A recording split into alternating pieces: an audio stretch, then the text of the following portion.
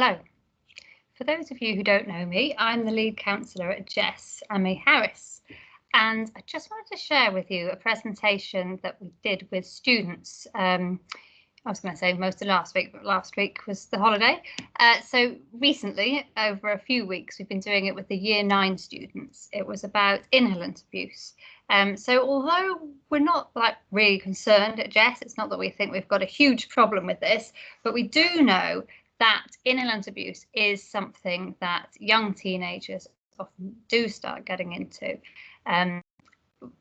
not just in Dubai, but in many countries. So one of the ways of trying to help prevent this is, of course, through education. So some of the talks that we were doing was really focusing on the risks and also giving some strategies that are kind of useful, hopefully not just in the situation of inhalant abuse, but, for all sorts of other situations, such as maybe, vaping, maybe being asked about alcohol. How would you respond and what would you do?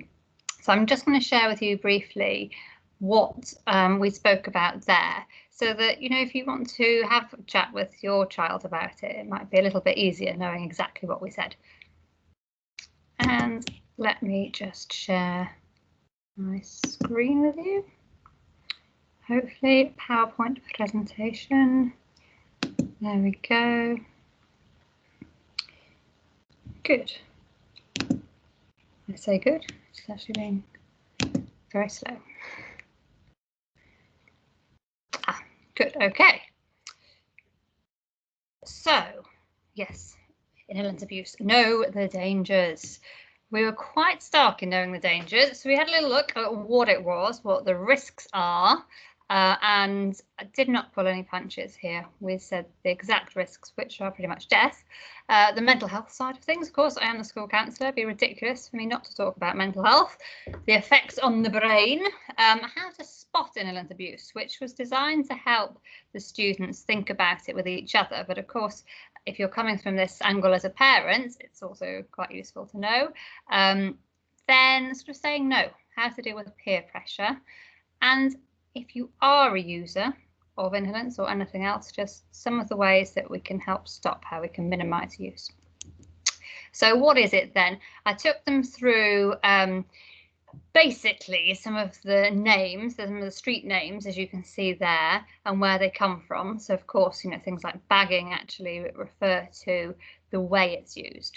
The fact that actually these gases usually have to be captured. So it could be in a bag, it could be in another container, but it's to try and, get as much effect as possible. So we went through the fact that actually they're quite volatile substances. They're often the ones that might have big warnings on the side. This is the one with skull and crossbones sometimes, because they are not meant for going in your body. They're volatile substances which act on the central nervous system. And we also define that bit about them being a depressant. So I was trying to make sure that the students were aware that it isn't saying you will be depressed. That's a completely different term. A depressant is sort of the opposite to a stimulant, whereby a stimulant might speed up things happening in the body. Depressants actually slow it down. So we went through a little bit about that also, which is relevant because when we look at the risks, we can see that as it is a depressant, it might depress things, might slow things down so much that it can actually lead to heart attack. So we also went through some of these other rather not very pleasant ways that people do die from solvent abuse, and this can be even the first time of using. So this is why we want to educate people now, so that they know that it might just seem tempting, just a one-off, maybe that's a bit of a laugh at the time with your friends. Actually, the risks are so huge that even the one-off just isn't worth doing. So some of the statistics therefore show that if you compared all the deaths in the age group of 10 to 15-year-olds by different substances in one group compared with just sort of the inhalant abuse in the other, the deaths in the inhalant abuse still outnumber all the others.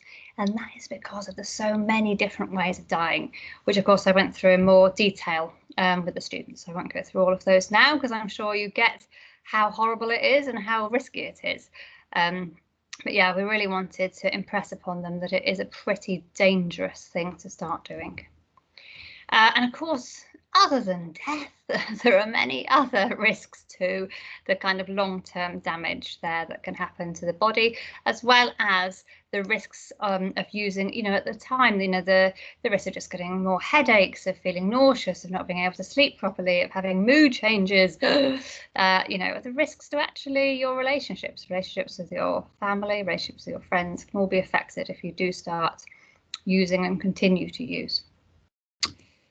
So, of course, we wanted to look at the mental health disorder side, just to impress upon them that in the medical model, addiction is a mental health disease. It's kind of a disease model of addiction. So the DSM-5, the Diagnostic and Statistical Manual, not only classifies addiction in its many different mental health disorders, but also inhalant abuse as a specific disorder.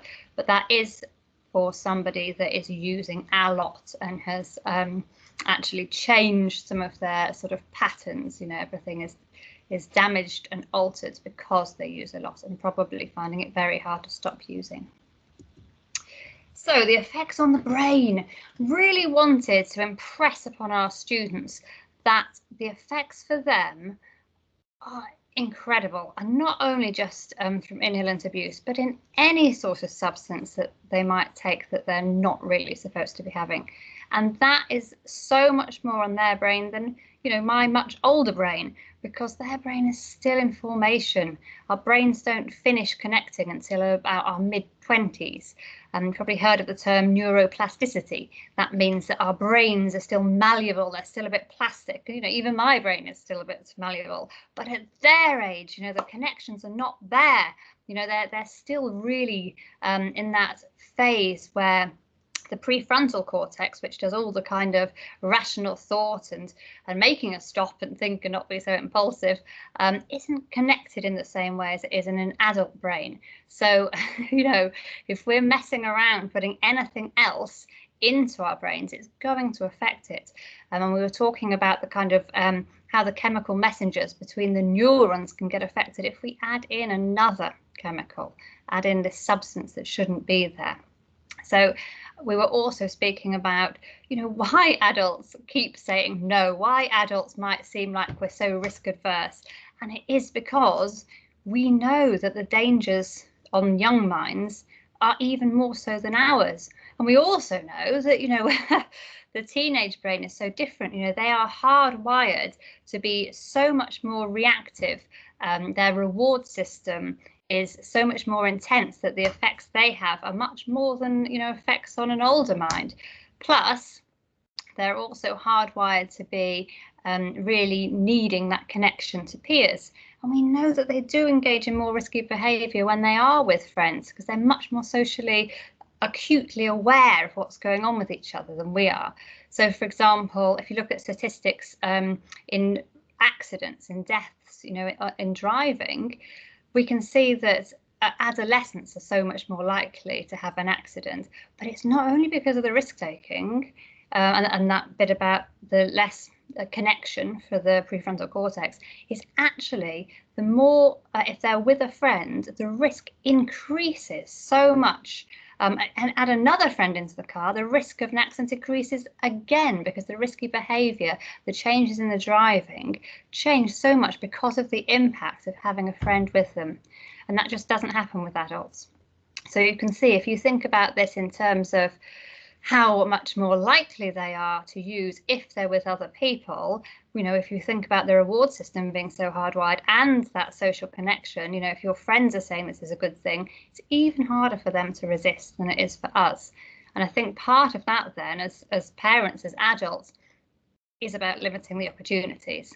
And that is just not limiting time with friends, because of course friends are vitally important, socializing is vitally important, but limiting the time they can have that's totally without any supervision. because those are actually the times that are most concerning. You know, it's the times, you know, it's actually after school, if they're left unsupervised for a few hours, statistically, that's when people are more likely to do more dangerous, silly things, particularly if they're with friends. And it is, again, for those reasons that the brain is hardwired in adolescence just to work differently to ours.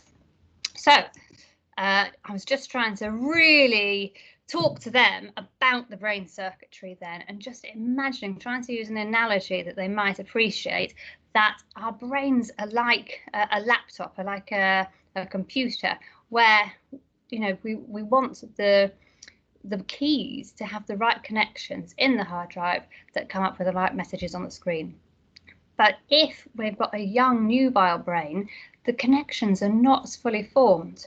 So therefore, we add anything in, we add a substance into this, and it is like we're trying to scramble the keys. Like, you know, the same messages are not going to get through anymore. So you might be pressing a K on your keyboard and an M is coming up on the screen because it's scrambling the connections. So again, a little bit of a fear factor, yes, but I was trying to make them understand how much of an impact it can have by using any substance at a young age. So then we went on to how to spot inhalant abuse, and as a parent this is probably quite useful. So I'm just wondering if that's part of my screen there. Physical signs. So there's a few physical signs. I mean, I don't want to say, you know, as soon as your adolescent starts having mood swings and gets some acne around their mouth that they must be, you know, abusing inhalants. Clearly that's not the case. It's more about a combination of these signs together that might start you getting worried. So, for example, if they aren't sleeping much and the headaches are coming, but that's also noticed with changes in behaviour, maybe becoming a bit more secretive, maybe things are not going so well with their friends, maybe they are being more moody at school. Then, of course, if there's anything like a smell of chemicals on them, on the breath, on the clothing, or maybe a kind of runny nose, runny eyes, definitely things to be worried about. And in terms of, you know, someone that's just used, perhaps they've been up in their bedroom using, you know, we're looking for signs like, obviously, any changes to the pupils, dilation, but the slurred speech, the loss of coordination, what's happening there, how are they seeming? So yeah, those are some of the signs of use. And why can't I? Forward, I can. Then we also went on to how to say no. And I think one of the important things to remember, if you're an adolescent ever in this sort of situation, it might feel at that time that everyone else is doing it. It might have become such a norm with that peer group that they're in that it feels odd to be someone not doing it. So what I want them to remember is actually they're not in the minority at all. The vast majority of people do not use inhalants or other substances. So it's perfectly all right to be in that majority group. I think also to work out where they stand before. So rather than entering a situation where you might be pressured, think about what you want to do. Whether, if you know your own values, if you know how you feel about a situation, it's much more easy to be firm and strong when confronted with it. The final bit really was actually that when people are assertive and they say, no, you know, it's not for me, I have no interest in that, thanks. I think people do respect each other. So although their friends might not seem like they're applauding their decision at the time, actually everybody likes somebody who's strong and assertive and knows their mind. And it's also good to know that you might be helping someone else. There might be someone else in that group that was on the fence, wasn't sure, felt pressured, but wasn't as assertive enough, maybe were more passive. So you might actually help them find their voice to say no.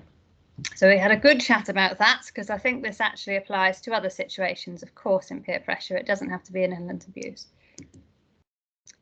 And then helping people, you know, one of the main things we wanted to emphasize was, of course, if you're worried about a friend, do tell someone. You know, there's no good keeping it a secret, because if the worst happens and those, you know, knowing that the risks are so high, if anything happened and you knew but didn't tell anyone, that is not a pressure for anyone to bear.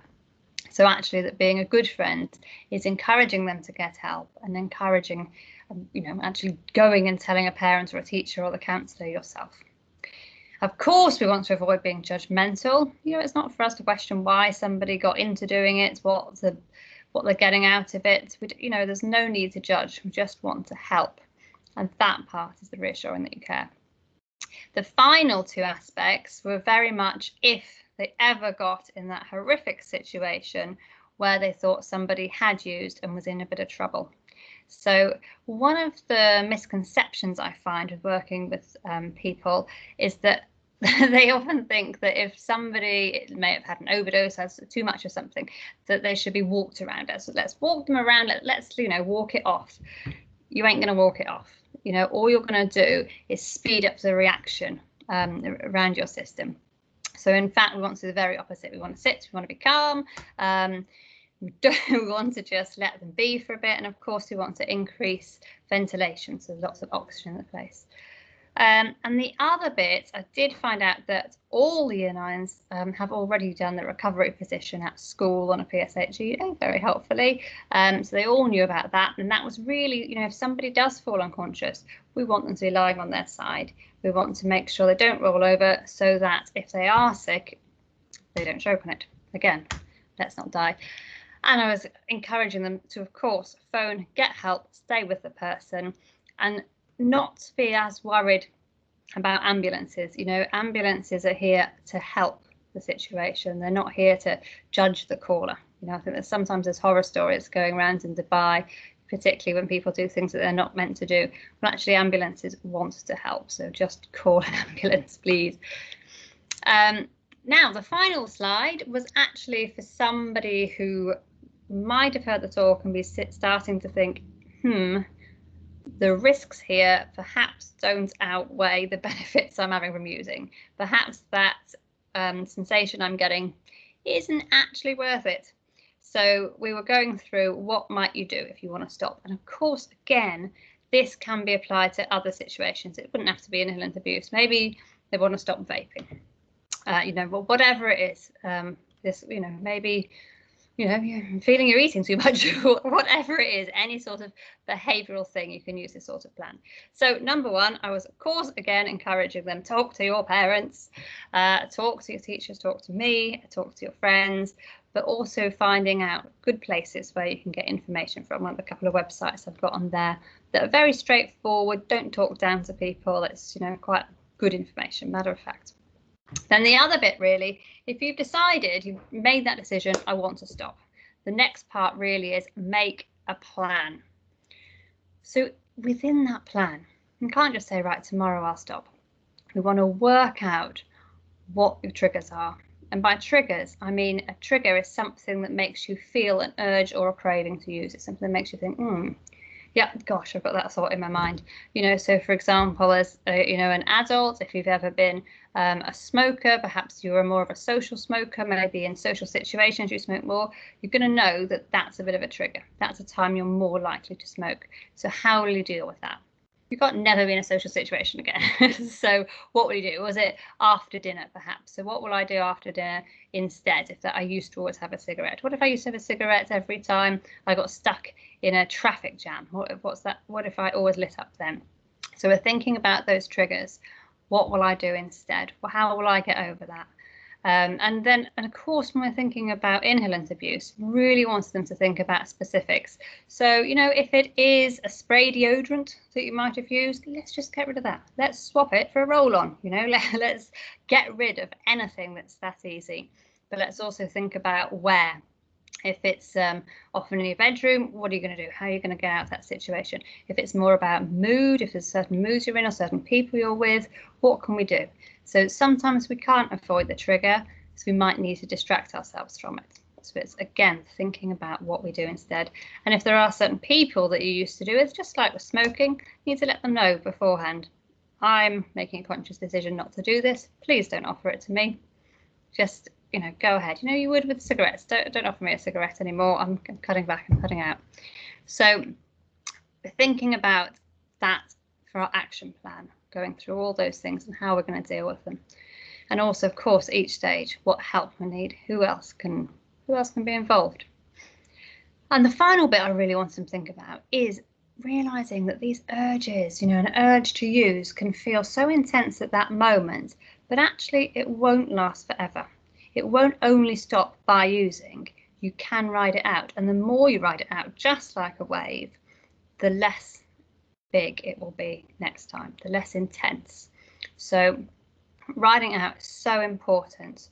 Again, looking for distractions, how will I, if I'm just focusing on that thought, just focusing on that urge, that feeling to use, it's going to be hard. But what will I do instead? Maybe I need to actually call someone. Who is my buddy here? Who's going to help me out? Who's my friend? Maybe I need to get in another room, another space, whatever it is, just get through those moments, because it'll get less and it'll get easier over time. Okay. So that was about it. Of course, my email address is up there, aharris@jess. Do get in contact if you want to talk about this or anything else at all. I know it's a bit of a hard-hitting one, and again, it does not really apply to many students at JESS at all. We're incredibly lucky, but just knowing that it is within this age group most of the time is probably a good thing to actually just give some education about it right now. Okay, thank you very much.